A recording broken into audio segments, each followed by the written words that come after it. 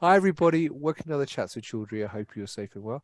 Today, I'm delighted to join by Elizabeth Harris, or Lizzie, as she likes to know, from Hanson Wade, and she is the Senior Program Director for the CAR-TCR Portfolio at Hanson Wade. And we are going to be previewing the upcoming, and I do say upcoming, at the end of this month, 8th CAR-TCR Summit in Boston, which is running from August the 29th to September the 1st. So, Lizzie, first of all, how are you?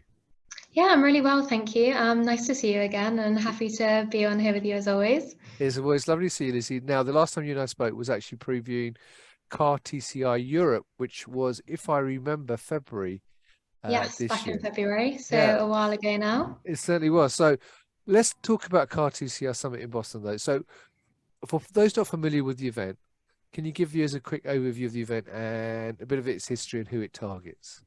Yeah, of course. So the CAR-TCR Summit is actually Hanson Wade's longest standing cell therapy event. This will be its 8th year, and originally it started back in 2015 actually as just the CAR-T Summit. So over the years, the event has expanded its focus to cover TCR therapies, but also the broader cell therapy space as well. So it really gathers experts from the field to showcase advancements across a variety of different cell types, but also end-to-end development. So it's got 8 tracks of content, and that's sort of spanning all the way right from the beginning at discovery through to commercialization and market access. Right, fantastic. Now, for those people not familiar with CAR-TCR therapies, uh, why have they become so important and topical over the last 18 months or so? Yeah, so I'll start off by saying while the decision about an individual's treatment should, always remain with the patient and their healthcare provider, CAR-T therapies and other cell therapies do offer advantages that have, the opportunity to revolutionize cancer treatment and, make them a very appealing choice. So they often require shorter treatment times, generally with a single infusion, and less than 2 weeks of inpatient care, whereas treatments more commonly known, like chemotherapy, for example, typically requires months to complete with multiple treatment cycles and obviously some side effects. Additionally, CAR-T therapies, although do require some immunosuppression, do not require aggressive chemotherapy, which is an important safety advantage. But I guess, that being said, there's still a lot of challenges that the field faces, but of course we try and tackle these at the summit. So why do you think they've come to the fore, though, particularly over the last year or so? Because there's a lot more news about cell and gene therapy in general. So why do you Mm. think that that's happened? And what are some of the recent developments within the field? Yeah, so I guess some of the most recent developments that have happened just recently. So positive data from Caribou Biosciences just came out about, I'm not actually sure, maybe a month ago now, reporting a 94% overall response rate for their allogeneic CAR-T program. Originally, allogeneic therapies, had some safety concerns and durability concerns, but this has been quite promising for the field and has led them to start enrolling second-line patients in their dose expansion portion of their trial. But we've also had a variety of other news with other companies. So of course, at the moment, all the cell therapy companies are looking at heme malignancies, but then also solid tumors. But now people are also getting excited about indications beyond oncology. So for example, Cabaletta Bio received FDA clearance of their IND application for their CAR-T therapy for lupus. They also obtained a fast track designation for this as well.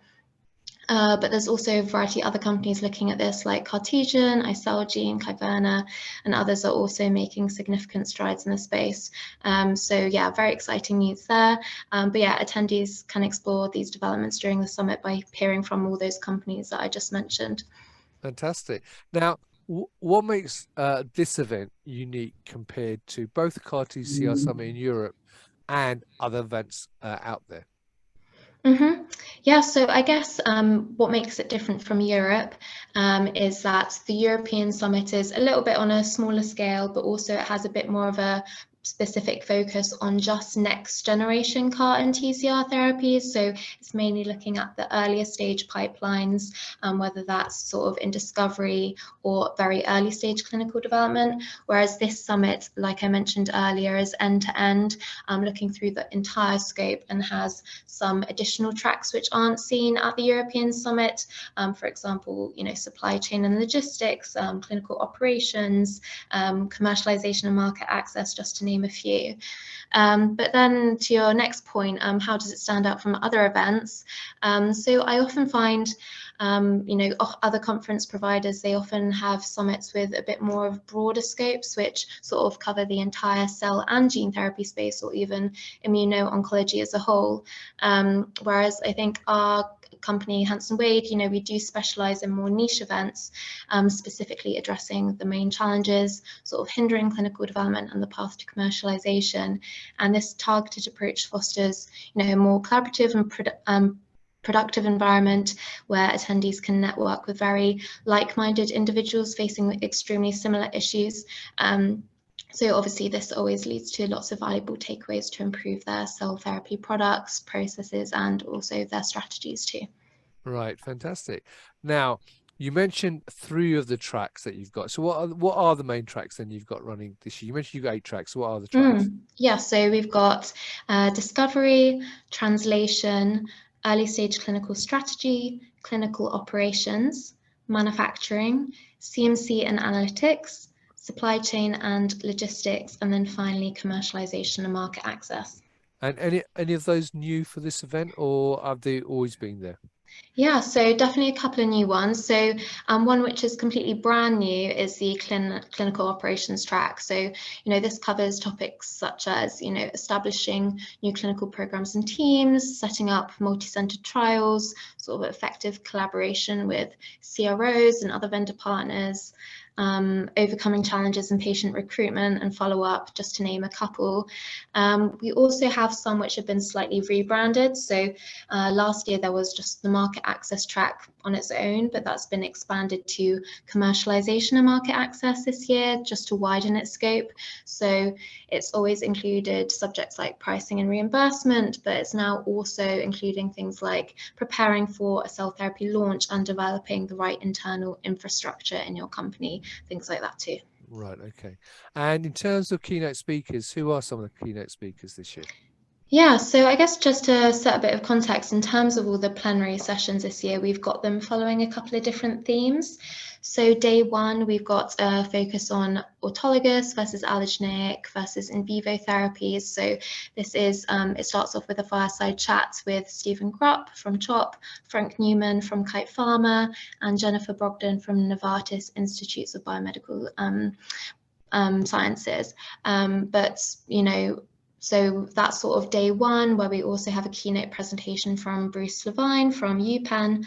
However, we also have plenary presentations on day 2, which center on solid tumors, the morning of day 3, which sort of focuses on exploring cells beyond alpha beta T cells, and then the afternoon of day 3 we have a bit more of a regulatory focus. So we have Peter Marks from the FDA and also the CSO from Atara Bio, who will be discussing sort of the regulatory approval of the first ever allogeneic cell therapy product. Fantastic. Now, apart from obviously the sessions themselves and the exhibition you have running alongside it, where I think you've got about 90 odd exhibitors there, what else can attendees expect to see and find if they attend this year's CAR-TCR Summit? So I guess one thing which is new to this year is that we will actually be utilising Innova's one-on-one partnering system. So, this will really help enhance networking opportunities and enabling attendees to find suitable partners, schedule face-to-face meetings, and, overall just collaboration with colleagues. So that's one thing which I know a lot of people are excited about. However, a couple more of the social events that we've got on. So we've got a welcome reception at the end of the pre-conference day at the Heinz Convention Center, where the main event is happening. But then on after the main event, we've got a drinks reception at Hotel Commonwealth. And then finally, if anyone likes doing a little bit of morning exercise, we also have a charity run or walk, which will be happening at 6:30 in the morning around Boston, and the funds of which will be going to the Emily Whitehead Foundation. So if that's for you, then definitely sign up and give that a go. All right, I don't think it is for me, but I'm sure it will be for some people out there. Fantastic. Yeah. Now, obviously, a lot of people now going to events in person, but there are still a group of people who still like to access information online or virtually. So in terms of the content from the event, is any of it available either concurrently or will be available on demand after the event? Yeah, so yeah, we are one of the only full sort of in-person events in the industry, so we don't have the option to attend virtually, actually live, because we do really believe in the power of face-to-face conversations and getting everyone in the industry together under one roof for 4 days.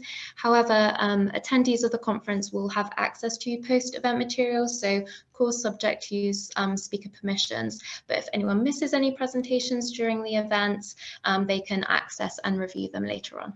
Fantastic. And finally, Lizzie, for people who are still undecided, despite your thorough overview of the event just now, why should people attend CAR-TCR Summit in Boston at the end of the month?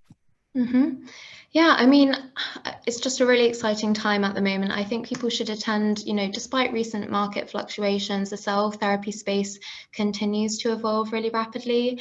The summit provides a crucial platform for attendees to showcase their work, align it with industry trends, and gain competitive intelligence as well. With new companies emerging, innovative products entering clinical trials, and promising data being generated, it's really essential to capture these developments and challenges in meeting like the CAR-TCR Summit. By coming together, attendees can discuss strategies to overcome obstacles, also celebrate successes, but also collectively drive CAR and TCR-based approaches towards clinical implementation and commercial success. There you go. You haven't said that before, have you? So there you go. Well, there you go, viewers. So if you are at CAR-TCR Summit, there's a little preview of what you can expect to see. If you haven't signed up yet, then the link will be above the video. And obviously, as Lizzie said, it's a great opportunity if you're involved in cell and gene therapy to attend if you're in Boston that week. So Lizzie, good luck with preparations. I know you've got a lot of work to do over the next few weeks to make sure everything runs smoothly. So good luck with that, and hopefully I'll see you in person in Boston.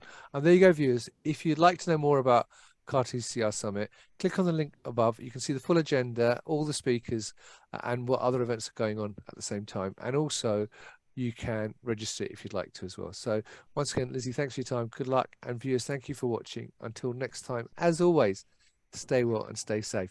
Bye-bye.